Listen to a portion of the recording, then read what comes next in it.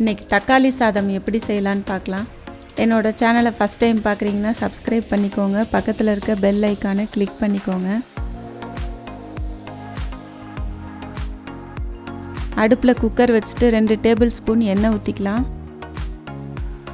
எண்ணெய் காஞ்ச பிறகு 1 டீஸ்பூன் சோம்பு போட்டுக்கலாம்.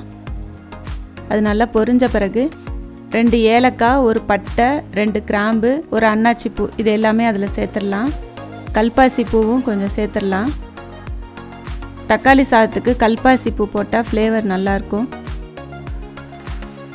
2 வெங்காயம் இந்த மாதிரி நீள நீளமாக கட் பண்ணி வச்சுருக்கிறத அதில் சேர்த்துடலாம். வெங்காயம் ரொம்ப வதங்கணும்னு அவசியம் இல்லை. வெங்காயத்தில் இருக்க பச்சை ஸ்மெல்லு போனால் போதும். 15 பூண்டு இந்த மாதிரி 1-2 தட்டி வச்சுருக்கிறத அதில் சேர்த்துடலாம். போட்டு எல்லாத்தையும் நல்லா மிக்ஸ் பண்ணணும். பூண்டில் இருக்க பச்சை ஸ்மெல்லும் போகணும். நல்லா வதக்கி விடணும். நான் இந்த கப்பில் 1.5 கப்பு அரிசி கழுவி சுத்தம் பண்ணி 1/2 மணி நேரம் ஊற வச்சுருக்கேன். தக்காளி 3 தக்காளி எடுத்திருக்கேன். 1 கப்புக்கு 2 தக்காளி, அதனால் 1.5 கப்புனால 3 தக்காளி எடுத்திருக்கேன். இந்த மாதிரி கட் பண்ணி வச்சுருக்கிறத அதில் சேர்த்துட்டு நல்லா வதக்கி விடணும். 1 டேபிள் ஸ்பூன் உப்பு சேர்த்துக்கலாம். உப்பு போட்ட பிறகு தக்காளி நல்லா குழஞ்சி வரும்.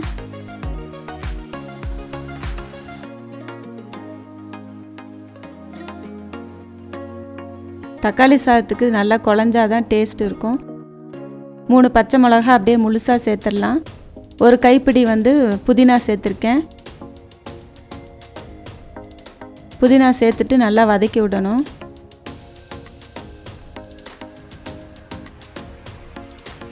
ஒன்றரை கப்பு அரிசிக்கு நான் 3.5 கப்பு தண்ணி ஊற்றிருக்கேன்.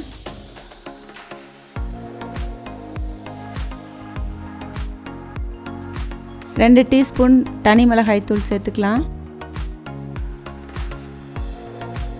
1 டீஸ்பூன் மஞ்சள் தூள் எல்லாத்தையும் போட்டு நல்லா மிக்ஸ் பண்ணி விடணும். பச்சை பட்டாணி ஃப்ரெஷ்ஷாக இருக்கிறது 1/2 கப் எடுத்திருக்கேன். அதை அதோட சேர்த்துடலாம். தக்காளி சாதத்தில் பச்சை பட்டாணி போட்டால் டேஸ்ட் நல்லாயிருக்கும். சுத்தம் பண்ணி வச்சுருக்க அரிசி அதோட சேர்த்துடலாம்.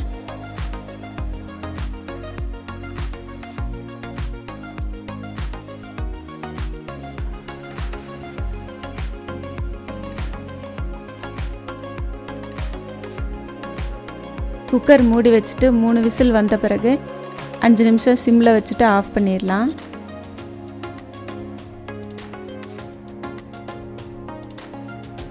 சாதம் நல்லா உதிரியாக வந்திருக்கு.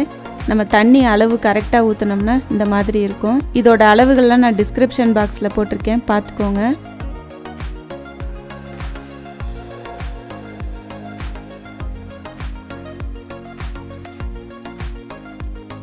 இதை செஞ்சு பாருங்கள். இதை செஞ்சு பார்த்துட்டு உங்களுக்கு பிடிச்சிருந்தா லைக் பண்ணுங்கள், ஷேர் பண்ணுங்கள். என்னோட சேனலை சப்ஸ்கிரைப் பண்ணிக்கோங்க. தேங்க்யூ.